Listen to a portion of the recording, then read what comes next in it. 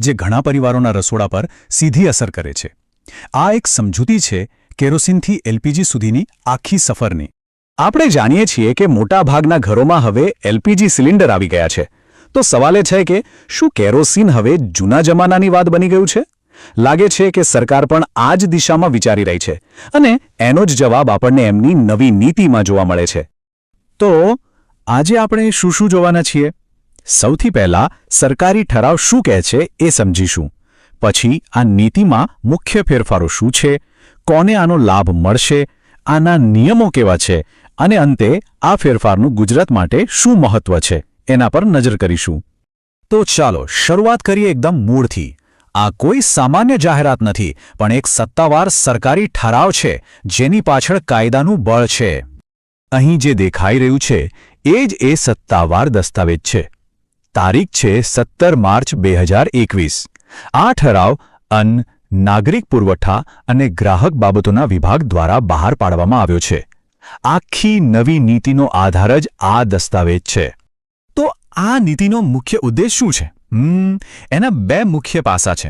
એક, જે બિન પીડીએસ કેરોસીનનું વિતરણ થાય છે એને વ્યવસ્થિત કરવું, અને બીજું જે વધુ અગત્યનું છે, લોકોને એલપીજી જેવા સ્વચ્છ ઇંધણ વાપરવા માટે પ્રોત્સાહિત કરવું. એટલે કે પરંપરાગત ઇંધણને નિયંત્રિત કરી આધુનિક ઉર્જા તરફ આગળ વધવું. ઠીક છે, ઉદ્દેશ તો સમજી લીધો, પણ આનાથી ખરેખર જમીન પર શું બદલાયો? ચાલો હવે એ મુખ્ય ફેરફારો પર નજર કરીએ જે વિતરણ વ્યવસ્થામાં આવ્યા છે. પહેલાં કેવું હતું?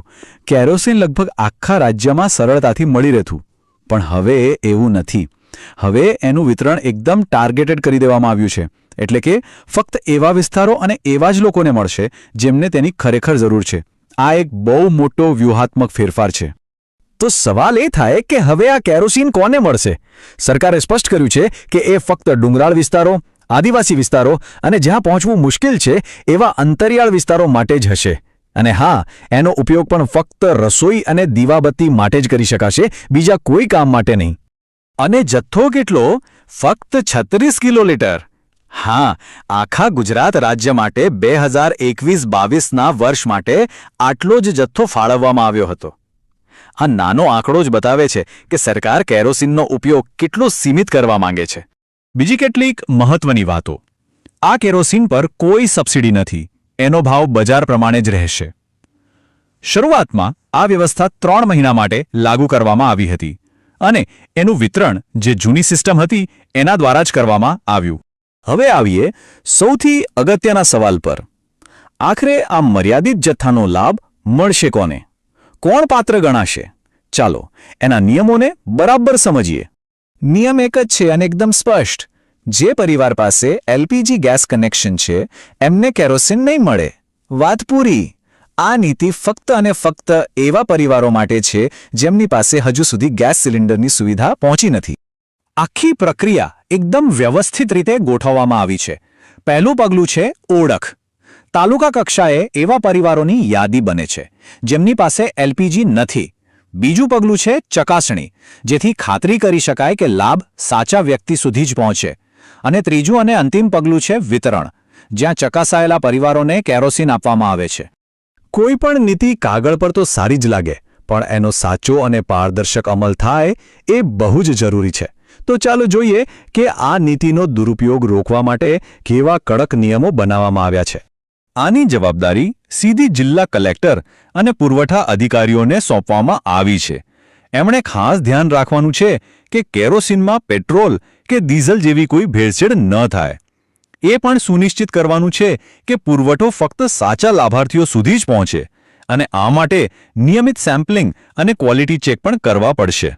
અને સરકાર ડીલરો માટે પણ બહુ કડક છે.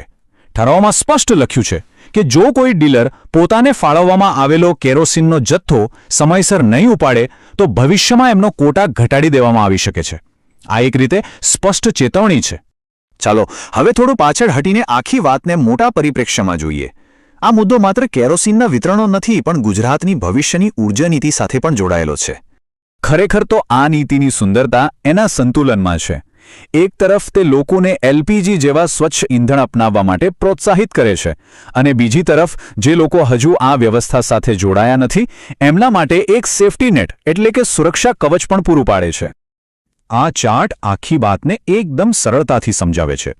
આ નીતિનો સૌથી મોટો હિસ્સો લગભગ 60% સ્વચ્છ ઉર્જાને પ્રોત્સાહન આપવા પર કેન્દ્રિત છે. બાકીના હિસ્સામાં અંતરિયાળ વિસ્તારોને મદદ કરવી અને કેરોસીનના દુરુપયોગ અને કાળા બજારને રોકવા જેવી બાબતોનો સમાવેશ થાય છે.